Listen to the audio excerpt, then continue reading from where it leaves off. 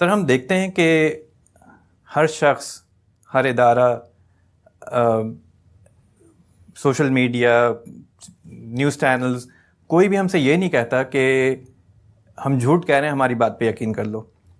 ہر کوئی اپنی صداقت پر ہی اصرار کر رہا ہوتا ہے. مگر ہم یہ دیکھتے ہیں کہ دنیا میں جھوٹ پایا جاتا ہے اور اسے اکثر اپنے مفادات کے لیے استعمال بھی کیا جاتا ہے. میں آپ سے یہ پوچھنا چاہتا ہوں کہ وہ کون سا دائرہ ہے جس میں ہمیں اپنے سورس کی جانچ پڑتال کر کے اطمینان کر لینا چاہیے، اور وہ کون سی چیزیں ہیں جو ہمارے لیے مددگار ثابت ہو سکتی ہیں یہ فیصلہ کرنے میں کہ آیا کہ ہمارا سورس جو ہے وہ قابل اعتماد ہے کہ نہیں. پہلی بنیادی چیز تو یہ ہے کہ مجھے کسی چیز کے بارے میں رائے قائم کرنے کی ضرورت کیوں پیش آئی. عام آدمی کی حیثیت سے ہمارے دین نے جو تعلیم ہمیں دی ہے وہ یہ نہیں ہے کہ اپنے احباب، اپنے دوست، اپنے گرد و پیش کے لوگوں کے معاملات کی خبر رکھی جائے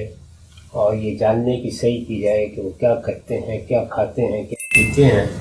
بہت سختی کے ساتھ اللہ تعالیٰ نے قرآن مجید میں فرمایا ہے اور سورہ حجرات میں فرمایا ہے، جہاں مسلمانوں کی اخلاقی تطہیر کے لیے تمام ضروری ہدایات دی ہیں کہ تم کبھی بدزنی اختیار نہ کرو،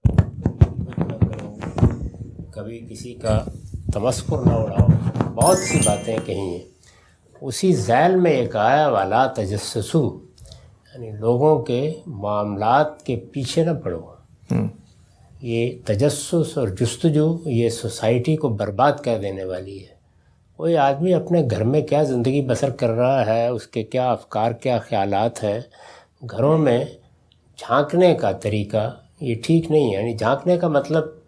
عملاً جھانکنا نہیں، جی، مطلب یہ ہے کہ آپ کچھ جاننے کی صحیح کرتے ہیں، دائیں سے بائیں سے کیا ہو رہا ہے کیا نہیں ہے. تو یہ چیز ہمارے دین میں ممنوع ہے، آخری درجے میں ممنوع ہے. اسی لیے ہماری تہذیبی روایت میں اس چیز کو کبھی پسند نہیں کیا گیا کہ آپ کو کسی کی کوئی ڈائری ملی ہے تو آپ پڑھنے کے لیے بیٹھ جائیں، آپ کو کوئی خط ملا ہے تو آپ کھول لیں اور اس کے بعد پڑھ کے دوسرے آدمی کو دیں.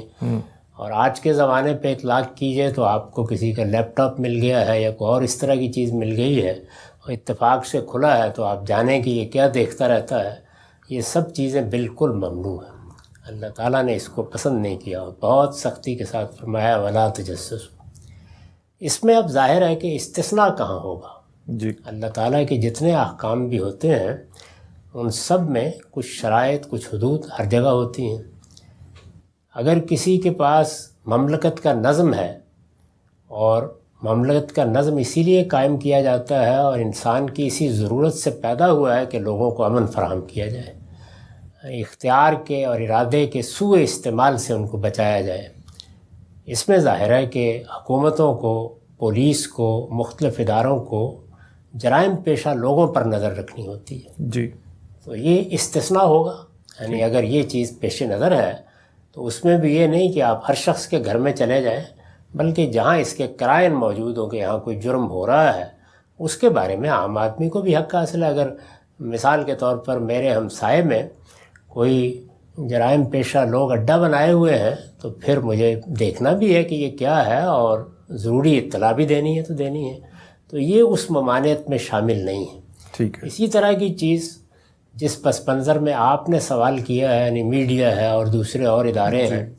اسی طرح سے اہل سیاست ہیں جو لوگوں کے سامنے حقائق رکھتے ہیں، ان کی بنیاد پر رائے عامہ کو ہموار کرتے ہیں. جی، تو ان کو بھی بعض موقعوں پر بعض جرائم کے بارے میں متنبہ کرنا ہوتا ہے. اس میں بھی وہی اصولی بات ہوگی کہ وہ چیزیں جو اللہ اور بندے کے درمیان ہیں ان میں ہمیں تجسس سے اس دائرے میں بھی روک دیا گیا ہے. یہ ہمارا کام نہیں ہے کہ ہم ان چیزوں کی کھوج کرید میں پڑیں. وہاں تو کوشش یہی کرنی چاہیے کہ کوئی چیز آپ کے علم میں بھی آ گئی ہے تو جیسے کہ رسول اللہ صلی اللہ علیہ وسلم نے فرمایا کہ اس پر پردہ ڈالو اور اپنے بھائی کی اصلاح کے لیے انفرادی سطح پر کوشش کرو. لیکن اگر کوئی چیز قوم اور ملک سے متعلق ہے، کوئی ایسی خرابی ہے کہ جس خرابی سے لوگ گمراہ ہو سکتے ہیں، انہیں کوئی نقصان پہنچ سکتا ہے، تو اس کو برملا بیان کرنا یہ بعض حالات میں جائز، بعض حالات میں مستحب یعنی پسندیدہ، اور بعض حالات میں یا بعض لوگوں کے لحاظ سے واجب اور فرض بن جاتا ہے. ذمہ داری بن جاتی ہے کہ وہ ان چیزوں سے لوگوں کو آگاہ کریں، ان کو ایجوکیٹ کریں اور بتائیں اس میں ارباب سیاست کی ایسی چیزیں ہو سکتی ہیں، ارباب صحافت کی ہو سکتی ہیں، بعض مذہبی رہنماؤں کی ہو سکتی ہیں، اس لیے کہ وہ بھی سوسائٹی کی اصلاح کے لیے کھڑے ہوتے ہیں۔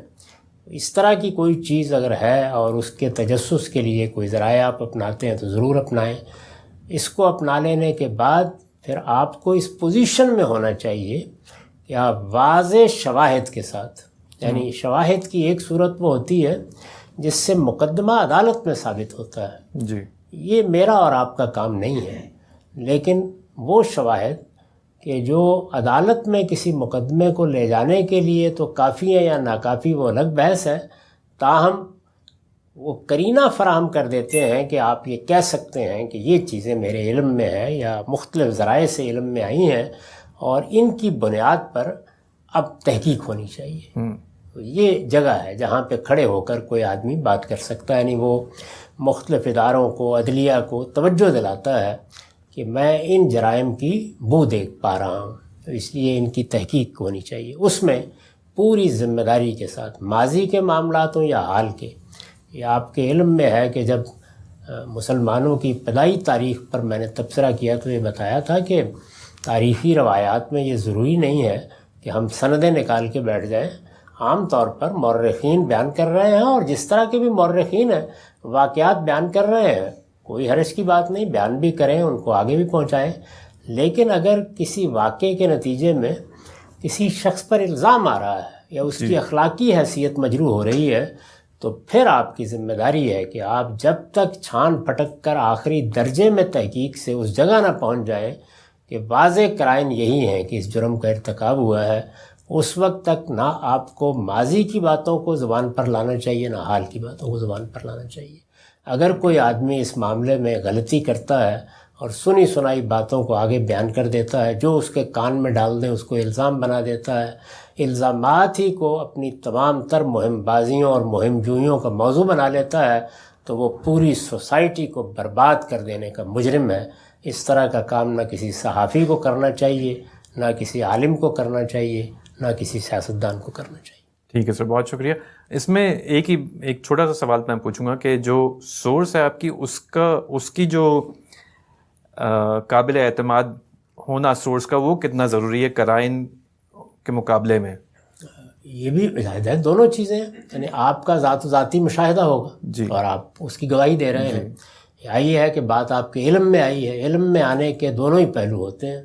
بہت قابل اعتماد ذرائع سے علم میں آ گئی، اس میں جیسے ہمارے محدثین نے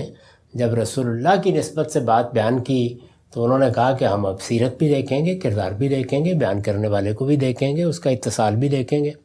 یہ سب دیکھنے کے بعد پھر یہ دیکھیں گے کہ آدمی سچا صحیح، قابل اعتماد صحیح، لیکن جو بات بیان کر رہا ہے